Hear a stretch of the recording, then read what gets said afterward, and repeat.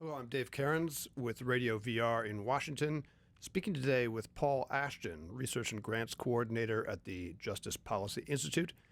We're on today a topic which isn't sensitive but should be. It has to do with police violence, with militarization or weaponization of police, and violent crime. Violent crime, which is in fact falling just as police budgets and police arsenals are accumulating. I want to welcome you, Paul, and ask you to frame the issue in general terms for us before we get rolling further. Sure. So, first of all, thank you for having me.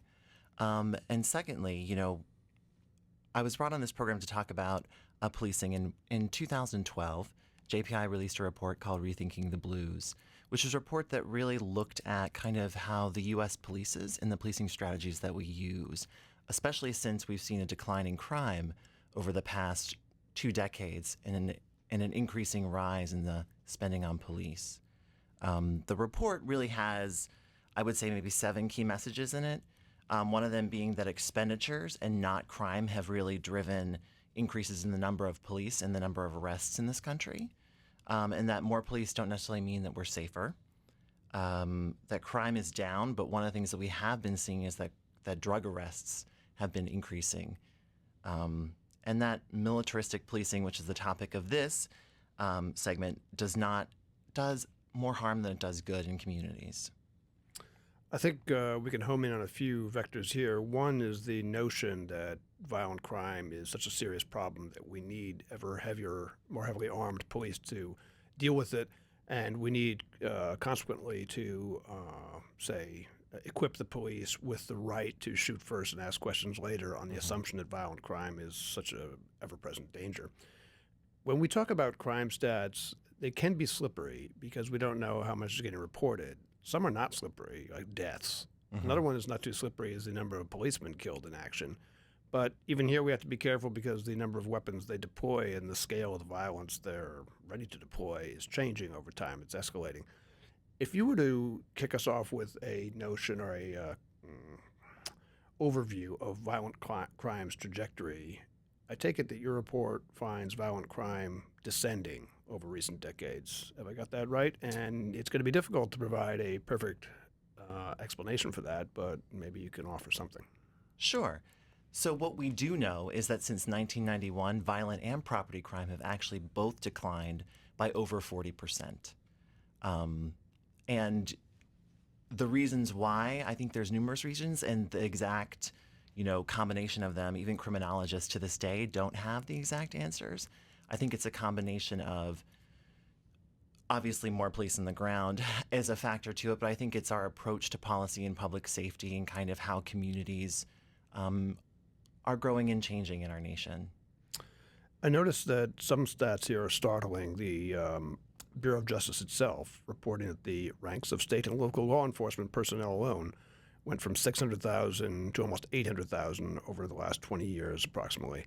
That's got to be a lot faster than the rise in population. So we're talking about more people out there enforcing the law, and we're talking about a lot more weapons in their hands too. So taking those separately, the numbers, is that just a factor of budget swelling and these departments capitalizing on the budget they've got to hire rather than responding to increasing crime? So a lot of it spun from the tough on crime mentality out of the 80s with the initiative of the war on drugs, right? And 3 strikes you're out. And 3 strikes and you're out. And all that really started in the 90s and escalated throughout the 90s, especially with the COPS program, or community-oriented policing. And that program infused about 100,000 new police officers in the early 90s on the streets and really was part of the big boom in the number of police out there. The COPS initiative is still running to this day, and it's largely, instead of focusing on working with jurisdictions to implement community-based policing, it's largely used as a jobs initiative. In 2013, for instance, Obama in his 2013 budget had $4 billion put aside for cops, primarily for hiring and putting new officers on the ground. I think it's been sort of a common trope in political campaigns that we need to be tough on crime, and my memory does not provide me with any examples of pushback of politicians saying, no, we're overspending. Is my memory failing me? Should I be someone I've forgotten? Is there really anyone on the political scene which is going to speak up for the notion that maybe we should reverse the trend of hiring ever more policemen? I think, more recently we've seen some political figures come out a little more positively in criminal justice reform, particularly around sentencing, but not around policing issues and hiring more police. I think probably one of the more prominent figures who's no longer around was Senator Jim Webb from Virginia.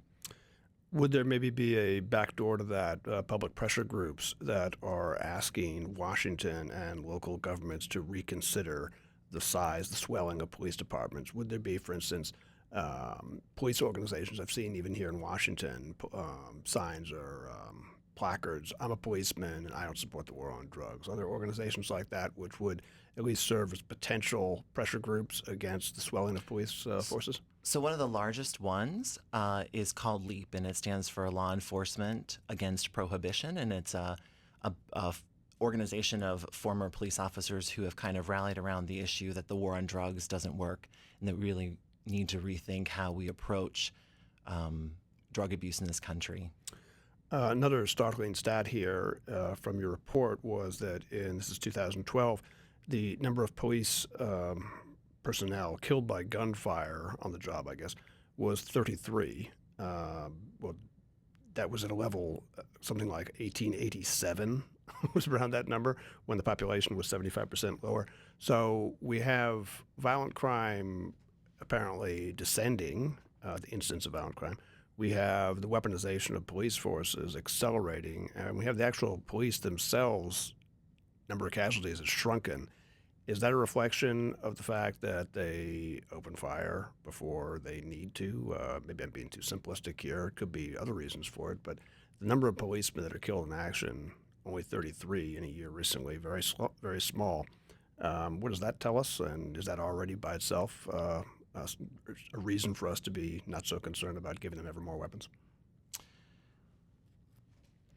Could it be maybe because they're wearing body armor?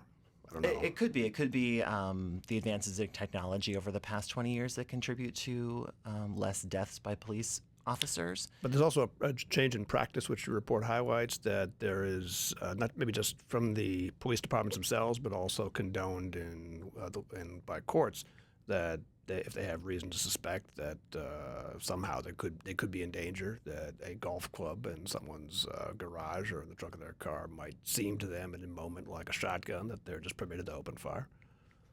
There are some challenging laws out there, and I think we're seeing implementation of some of them around the country, not just with police officers, but with the laws out of Florida with the stand your ground and that sort of thing. That this notion of shoot first, ask questions later is there. I think to go to your point that there were I don't want to say a minimum amount of deaths, because any death of a police officer is unfortunate, but what this goes to tell me is that it supports the notion that violent crime is down, right? We're not seeing instances of violent crime, and yet we're still funneling, billions of dollars from the federal government into local jurisdictions to provide them with more officers, with more equipment, particularly high-grade military-style equipment, in order to police communities. It's really counterintuitive to the notion that started in the 90s with community-oriented policing, which is supposed to mean that communities are working with police in order to cooperatively increase public safety in a jurisdiction. Unfortunately, when you have the influence of federal dollars and what comes with federal dollars, what you're seeing this notion of, we need to have these cool armored tanks, we need aerial drones, we need flash grenades.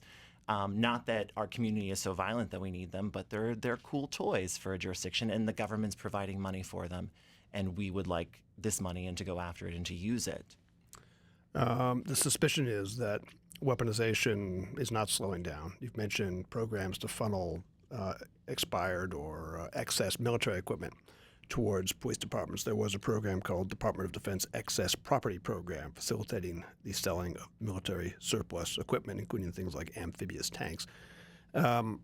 This perhaps finds other dimensions in the form of like drones, which could be part of police forces' arsenals and may already be.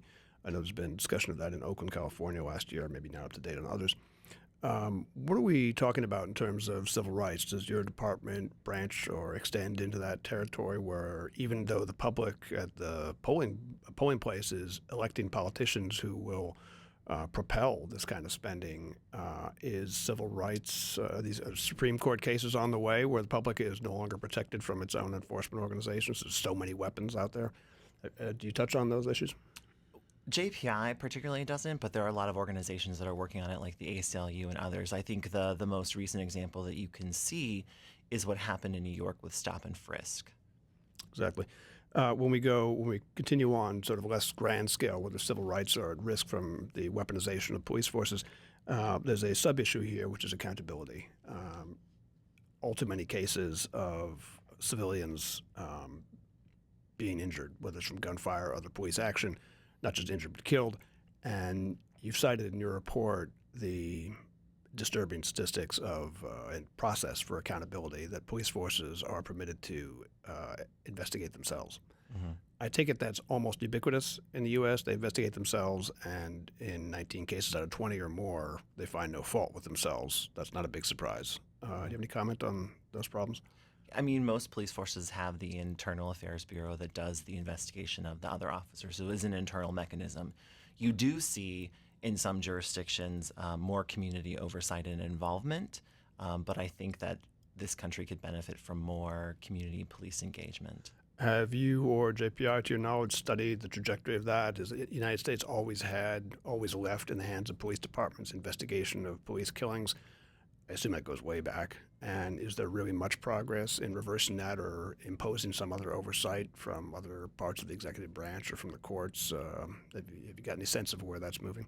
I'm not familiar with the history around there, or the trajectory currently, but I will say that there have been an increasing number of jurisdictions that are focusing on police accountability, and there are a number of organizations, nonprofit and advocacy organizations out there that are pushing for more accountability measures, both by the political sphere but also the public.